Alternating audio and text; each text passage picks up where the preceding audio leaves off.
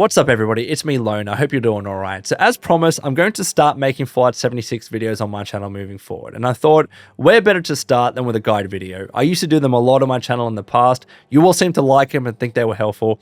So why not try my hand at them once again, even though I might be a little bit rusty, and I apologize for that in advance. In particular, I wanted to do a guide video on my current endgame raids Ghoul build in Fallout 76.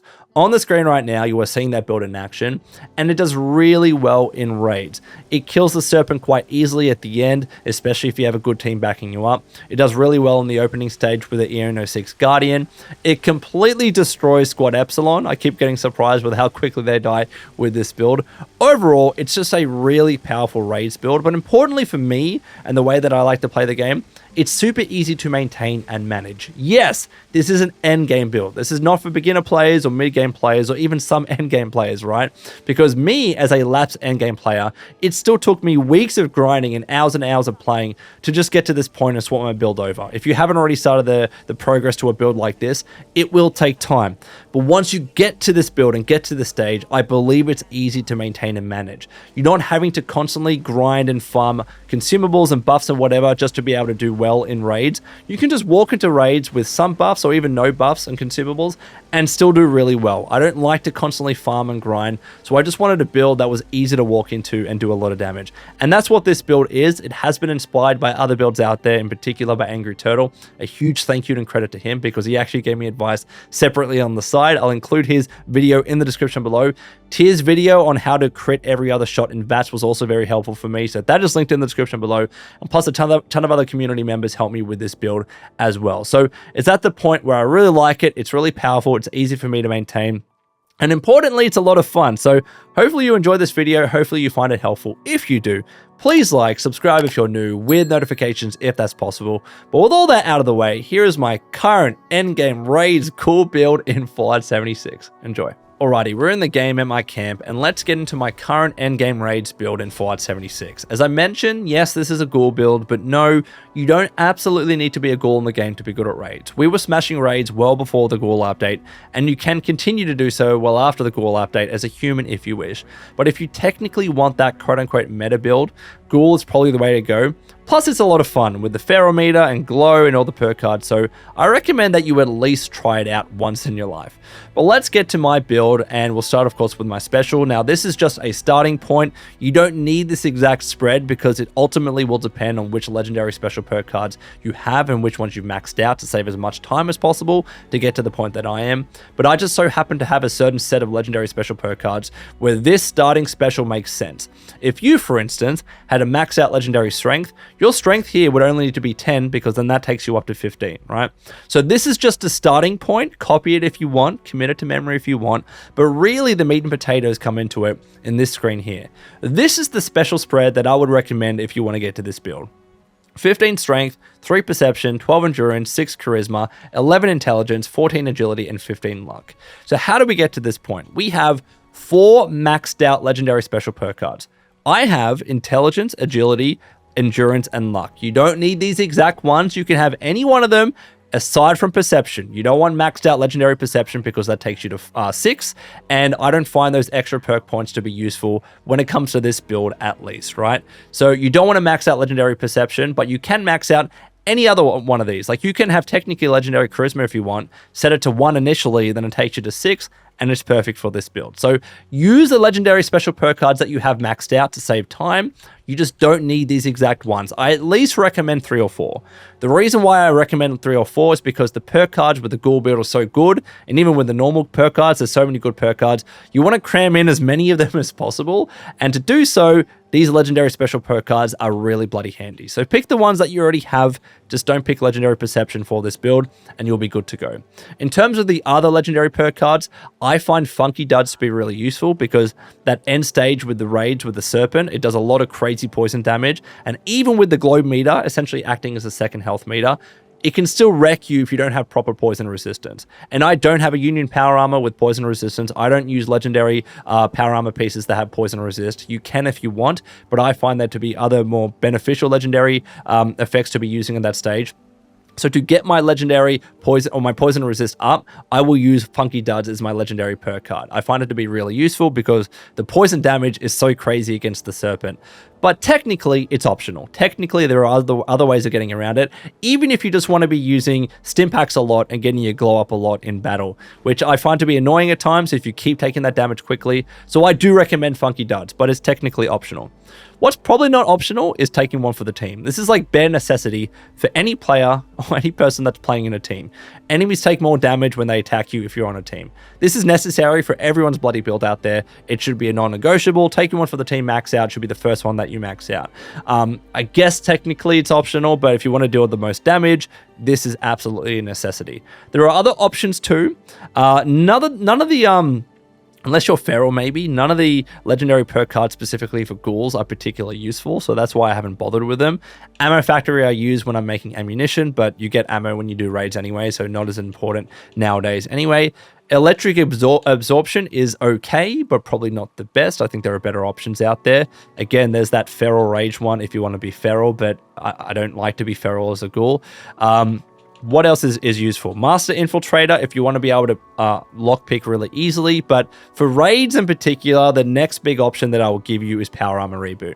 Power Armor Reboot is really good, especially because when you get one-shotted by the Ultradenic Mole Miners in the second stage, this actually gives you a chance to be revived. And I don't believe anything else in the game can actually do that. So if you're in Power Armor, and this is a Power Armor Heavy Gunners build as well, I should have mentioned that, this is actually really useful to get you back in the action. The only reason why I don't use it is because it's super situational. Like, it's only for those times where you can get one-shotted. In the second stage and also the second last stage as well by the 1 mole miner. So yes, it's great if you get one-shotted and you have a 40% chance of getting revived if you've maxed this out.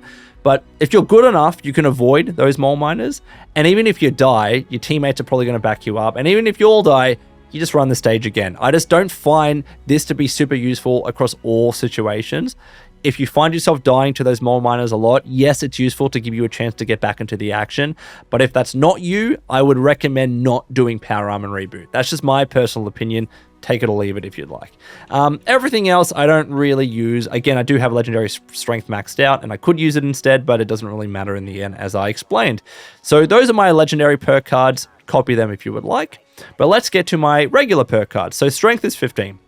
So I start off with Traveling Pharmacy. This has changed in the previous update, by the way. But Traveling Pharmacy, because I carry a lot of chems, as a ghoul, you want to keep your feral meter.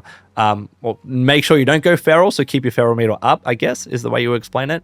So to keep a lot of chems and Stimpaks and whatever, Traveling Pharmacy is pretty much a must. I don't see myself ever playing this game without Traveling Pharmacy. There are ways around it. Technically, it's optional. Everything is technically optional, but I would recommend Traveling Pharmacy for sure, especially if you are running raids because it drops so many chems. So these are super important. Well, this perk card is important. Then I have Master Heavy Gunner, and Expert Heavy Gunner. Now, Angry Turtle, for instance, in his video, had one of these at 2. The reason is because, yes, these damage boosts are really important, but they are additive and they're not multiplicative. If you need to drop 1 or 2 points in these Heavy Gunner perk cards, you can, and it's not going to be the end of the world.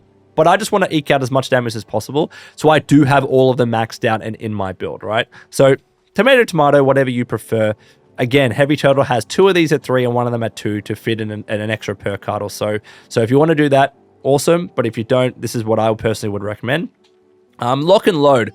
Heavy guns are really slow to reload. If you don't have a heavy gun with Swift, I believe, that helps you reload faster, which I don't like to have because there are other better legendary effects, then I like to have Lock and Load in here. Even at 2, at 40% reload speed, it's still a lot faster. It's much better, especially in the middle of raids, especially while fighting the Serpent. So I like to have Lock and Load at 2 here, especially with the Gatling Plasma. So bloody long to reload, even the Holy Fire as well.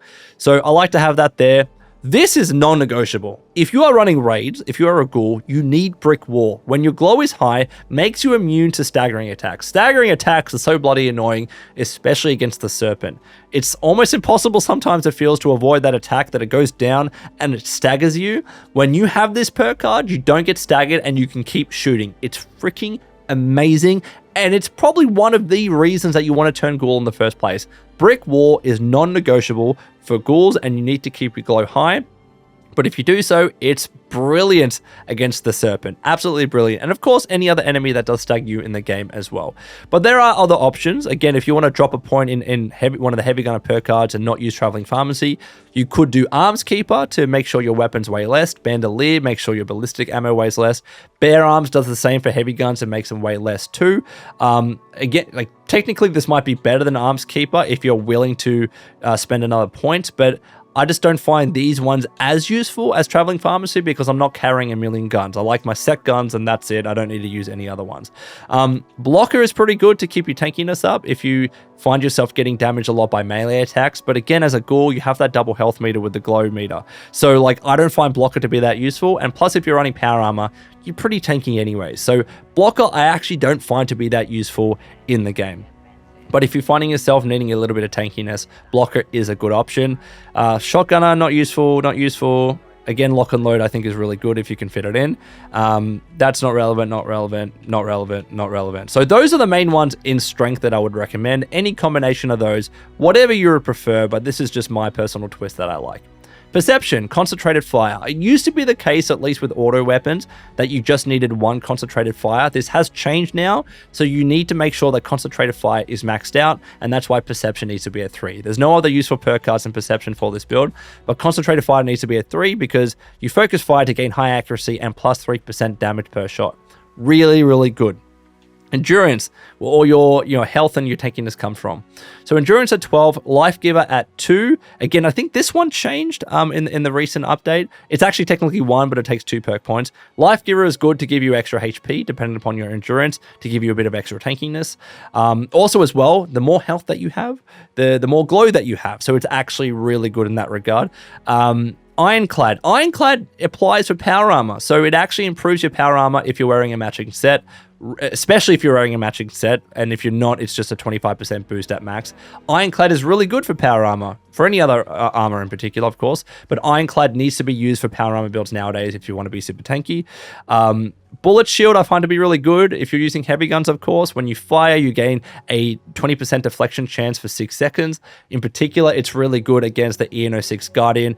Like, I would say, like, as a general perk card, you should probably have Bullet Shield if you want to increase your tankiness. I find it to be really useful. Even though it only activates when you fire, there's like a small window where technically I think if you're winding down your Gatling Plasma, for instance, it's still active. So Bullet Shield is just a good all-round perk card. Let me know if I'm wrong about that in the comments below, but I believe that is true. Glowing Gut. Technically optional, but the reason why I have this in here is because it means that irradiated food and drink grants you more rads. The whole thing about being a Ghoul in Fallout 76 is that you need to keep your rads meter up or your rads up to get your glow completely high. And that makes sure that perk cards like Brick Wall and Glowing Criticals actually activate, and it gives you more health and makes you more tanky. So the whole thing is you want your glow as high as possible. Now, when you're outside of battle, no issues. You don't need Glowing Gut because you can eat as much toxic goo or drink as much dirty water or toxic water or whatever it might be to get your glow back up and you're fine. But importantly, it's in the middle of battle when you're taking damage and your glow goes down and you want to get it right back up. Glowing Gut makes that so much easier because you can, with this, pop like 2 or 3 toxic goo and your glow is right back to maximum. If you don't have Glowing Gut, it takes a lot of goo in the middle of battle to spam to be able to get to this point. And I play on a controller as well. It makes it harder with the bindings too. PC might be a little bit easier, but if you just want that to be as quick as possible in the middle of battle, Glowing Gut I actually find to be super, super useful. If you don't want Glowing Gut, if you feel like you can manage that through other means, Chem Fiend is good if you want to make sure your chems last a little bit longer. But you're getting so many chems in raids anyway, so I don't find that to be necessary. Fireproof is good against explosion and flame attacks, but raids, not too relevant. You can see a number of these endurance perk cards aren't able to be used as a Ghoul, but that's totally fine.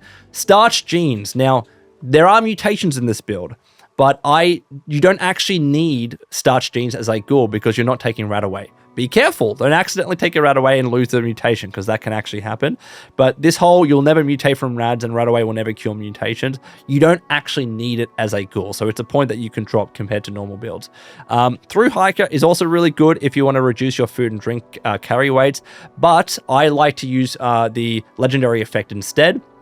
instead of the perk card. So tomato, tomato, whichever way you want to slice it, you can use through hiker if you would prefer. Again, instead of glowing ghoul, or maybe you want to shift points around to add to endurance to get your HP up. So that's what I would recommend personally. Charisma, strange in numbers, you have positive mutation effects if you're in a team that is mutated as well. Bare necessity. Everyone should have stranger numbers nowadays. Everyone has mutations nowadays. Tenderizer. Each attack makes your target take increased damage. This is another perk card that changed in the last update. This is necessary to increase your damage in the game, so absolute necessity. United Ordeal. This is technically optional. So when you're in a team with another ghoul, you gain +3 to all special stats. This is really important to get your special up because there's so many benefits about having a special up. For instance, you get your luck up. It helps with you executing criticals and VATs, for instance. Agility makes you have more AP. So just having this increases your special across the board, but only if you have another ghoul in your team, right? So it happens to be now that I believe there's someone in my team that's a ghoul. So it means, actually, no one in my team is a ghoul right now. That's annoying. So currently my luck is at 26, which is still where I want it to be. But if I want to get luck to 29 to help with crits and also improve all my other special, it's really good to have in there when there's a ghoul on your team, and there's a lot of ghouls going around nowadays just to boost every one of these things. You can even see my charisma is technically negative, and that wouldn't be the case if there was another ghoul on my team. So not necessary, and sometimes you will find builds and teams, where you won't have any other ghouls in there, but I still find it to be a nice little addition. If you don't want that, you can do inspirational to get more experience. Suppressor is okay, not completely necessary in my opinion. You can also shift the points outside of charisma into another area if you want, like into endurance to get fireproof. So whatever you want to do, I just like a United Ordeal because most of the times there's another ghoul in my team, especially if we are doing raids.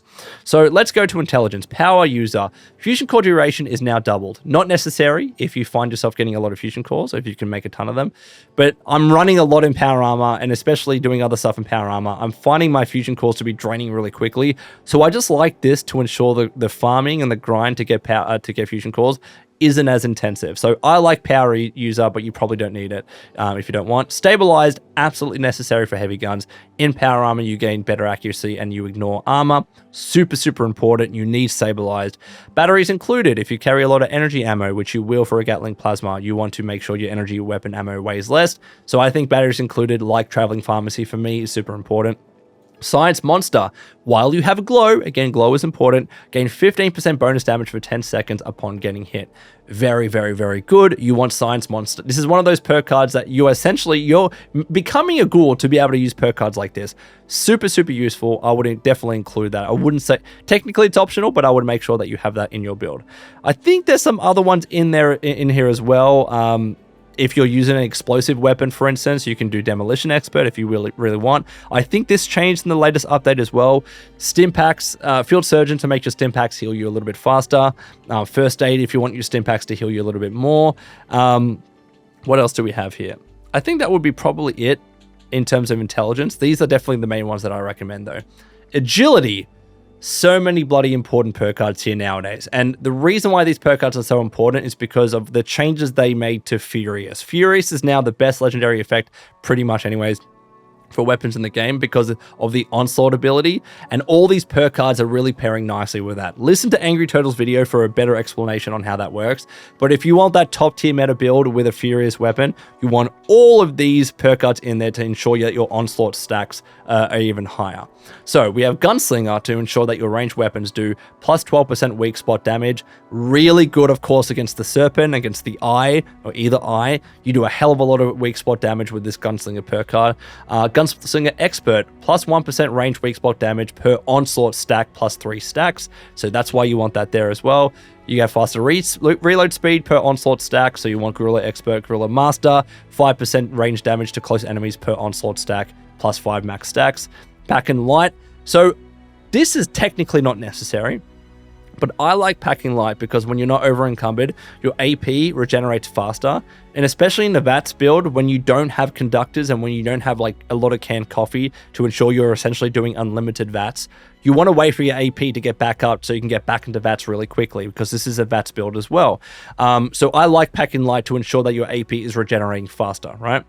Also as well, Action Ghoul. I think technically Action Ghoul or Action Boy one of the same, doesn't really matter. But yeah, they're both 45%, but Action Ghoul, I'm a Ghoul, I'm going to use Ghoul. Maybe there is a reason why Action Ghoul is better for Ghouls, but in any event, either one of them, but Action Ghoul is the one that I'm using to make sure that your AP regeneration is a lot faster.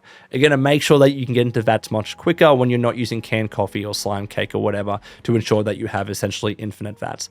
Again, Action Boy is there. Adrenaline.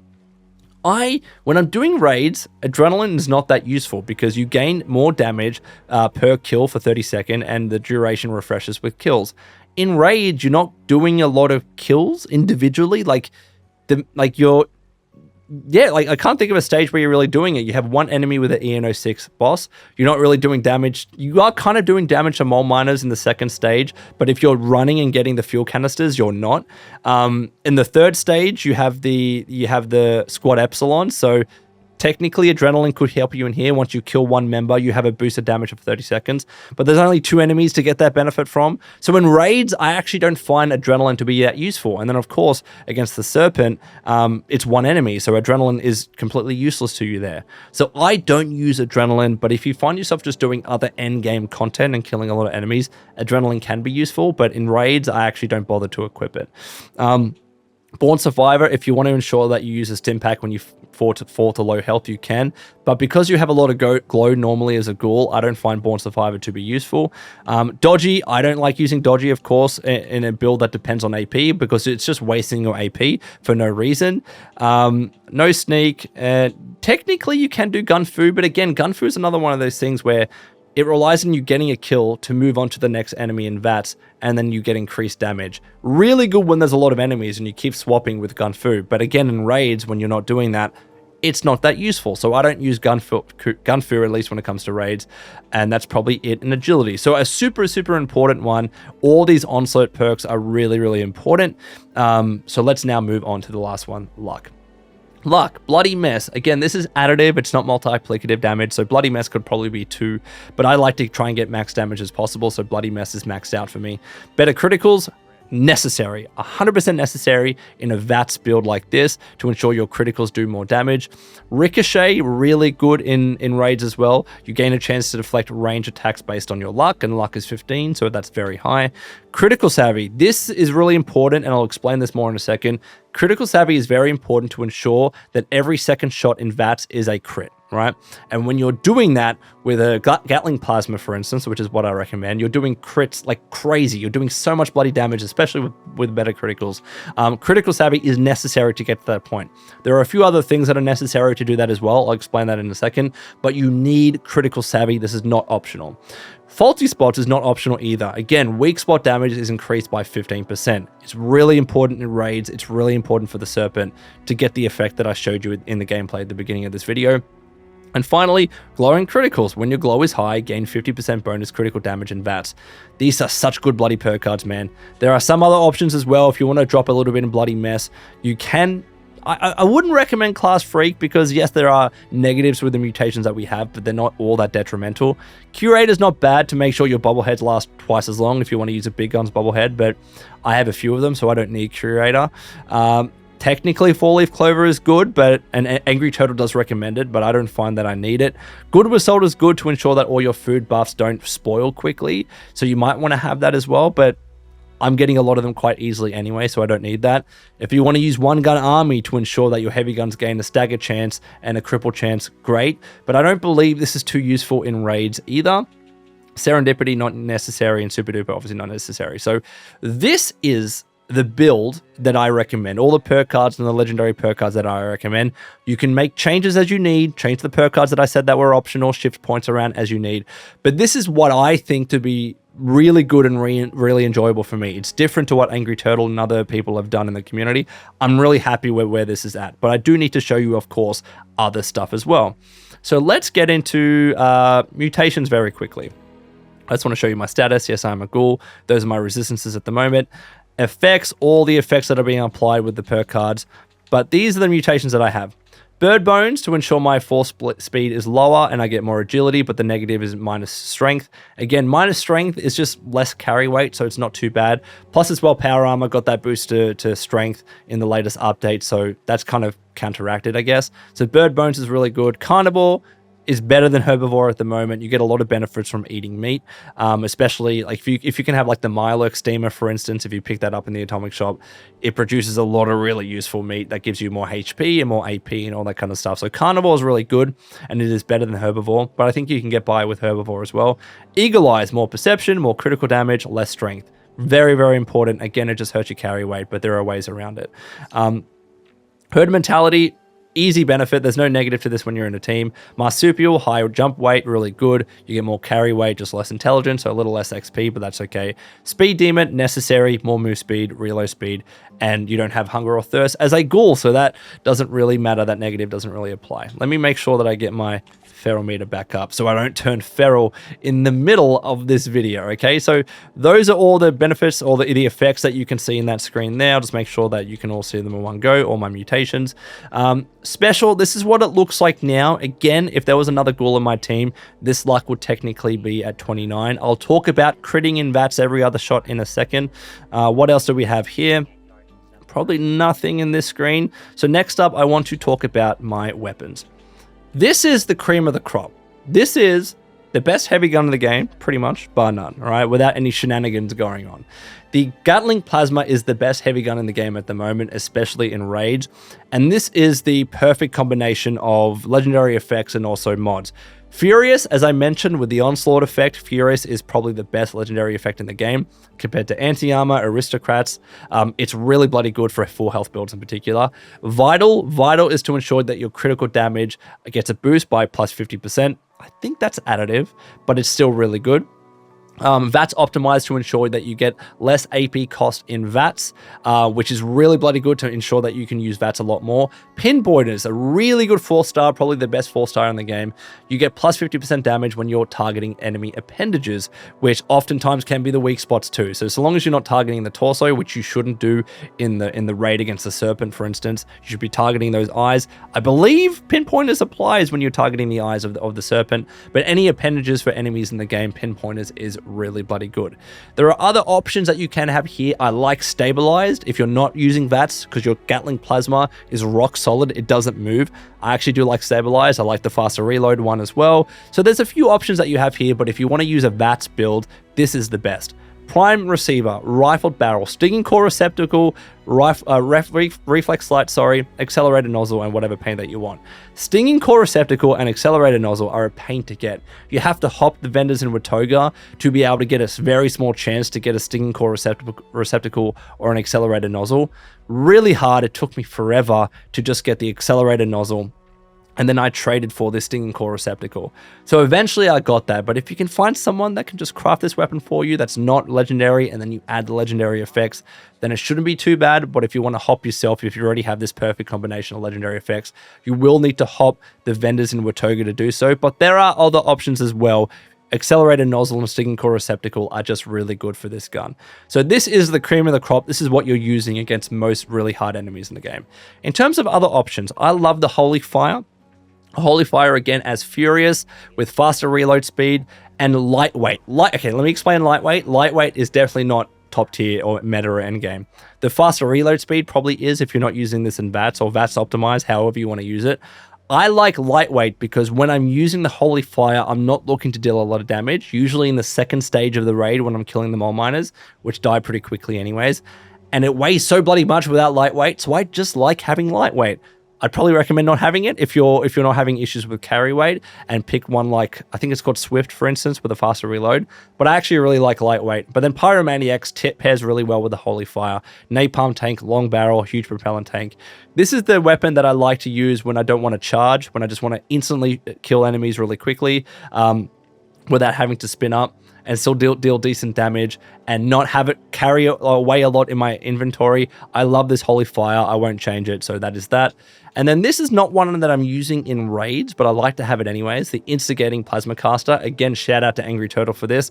Instigating to deal 100% damage against targets with full health. This is just for fodder enemies. You're walking along, you're killing a ghoul or whatever. Instigating with this gun is actually pretty good. This is also a super ammo efficient weapon as well. VATS enhanced to ensure that your chance to hit a target in VATS is increased. And again, you're using a lot of VATS in this build. Again, lightweight, VATS optimized is probably better. but lightweight just to make sure this thing doesn't weigh so much. And it's doing so much damage, and I'm not worrying about killing fodder enemies anyways, right? Because I don't need something to improve that. I don't need lucky as well to ensure that I'm critting every second shot, because my build is already set up to do that.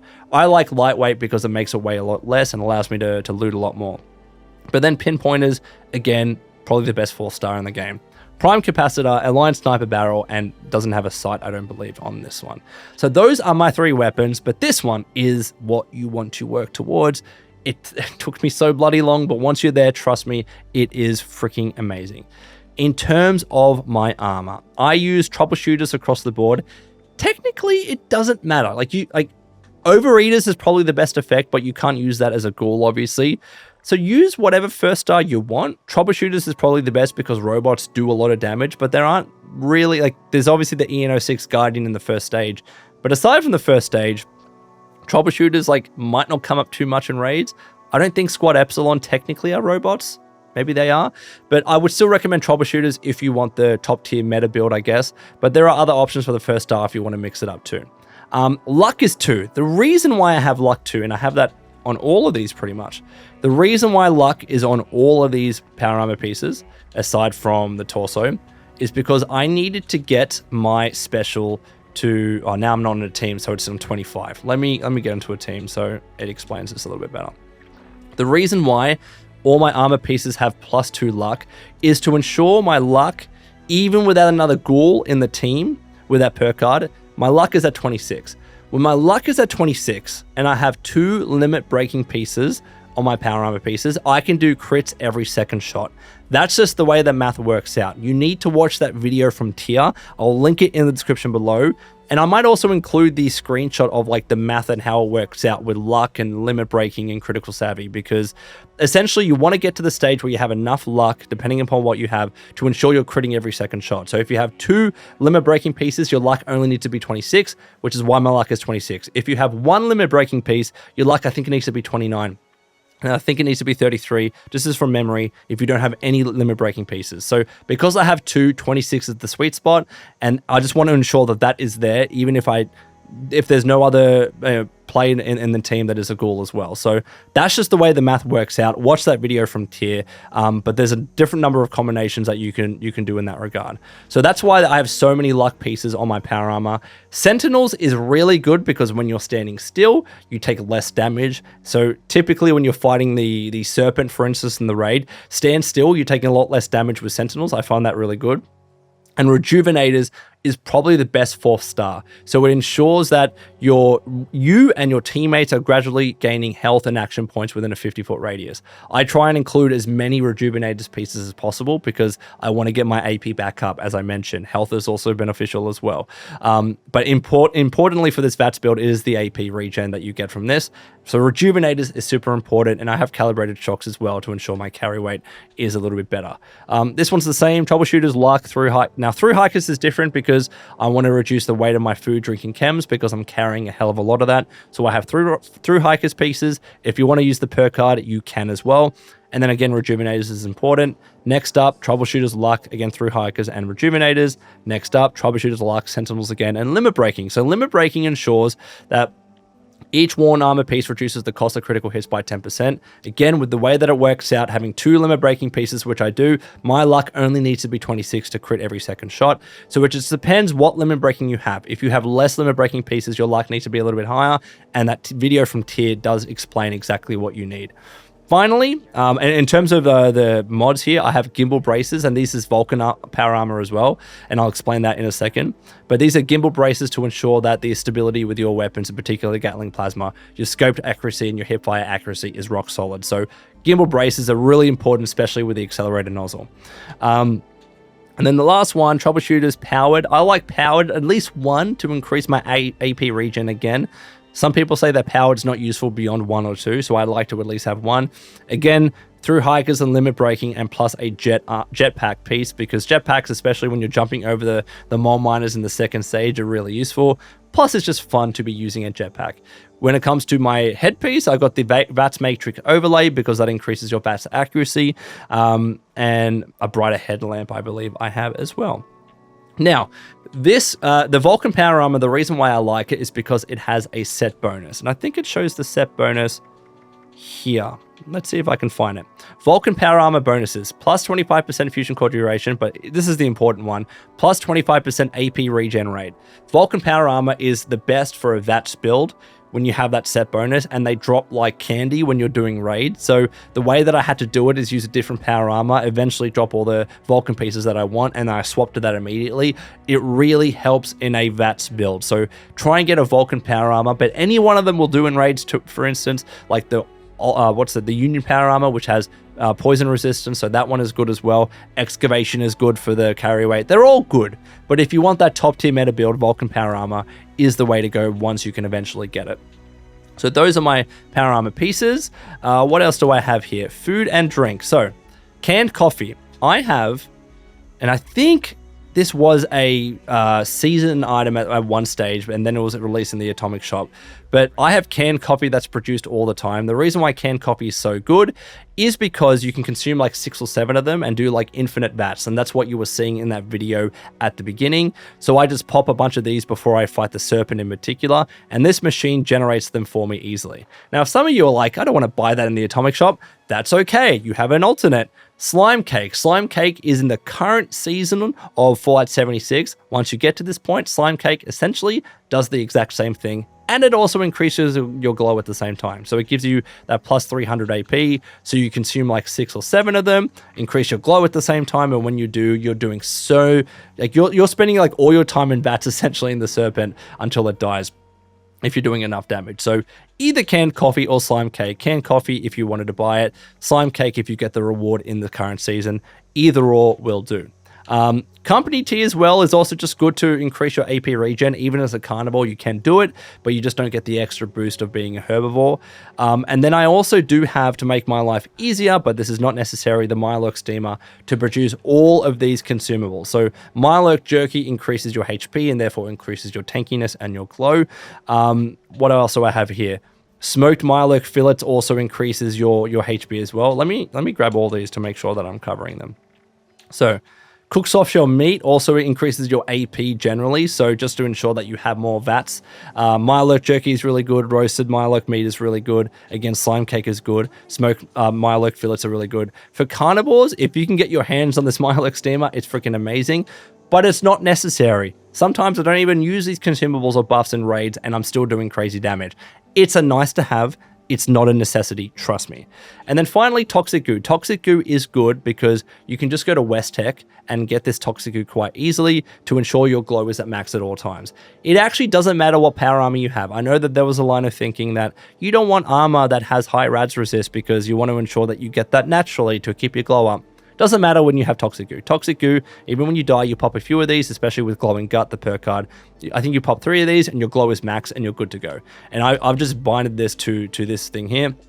So as I get damage in the raid, I'm popping Toxic Goo to make sure my glow is high, and then I'm loving life and I have full glow. So those are all the consumables that I have in terms of aid. I just have a dick doll because you're having to use chems a lot and you can still get addicted as a ghoul in the game. Bubblehead big guns. Obviously, if you're using big guns, you want to have this and farm it as much as possible. Not necessary. I like to collect Buff Out and Psycho to ensure I have a hell of a lot of Psycho buff. This is my main chem as a ghoul. You get increased damage, increased strength, increased endurance, and max health for 3 minutes. I find this to be a little bit better than Psycho Tats. So Psycho buff is the one that I'm trying to farm as much as possible. And you get so many, you also get Psycho buff, but you get so many Psycho and Buff Out in raids that you can use these to craft Psycho buff. So really good. Overdrive is also another good option as well, especially for crits. It might even be better with the VATS critical build, but these don't drop as easily, so I usually use Psycho buff. One of the two. And then, of course, super stim packs. I think I've covered everything for this build. Let me triple check and I'll jump back to it. Alrighty, I think I covered everything. Hopefully I did. If I didn't, please let me know in the comments below. Please let me know if you have any questions, because I want to make sure I'm as helpful as possible. I want to make sure this video is as comprehensive as possible, but I think I covered everything that you need to know about my current endgame raids meta ghoul build. There's too many adjectives there. So with that out of the way, let's get to the conclusion of this video. Alrighty, Wastelanders, that's all from me. I hope you enjoyed this video. Please let me know your thoughts in the comments below, and until next time, this has been the Lone Vault Wanderer. Please take care of yourselves, and would you kindly keep fighting the good fight.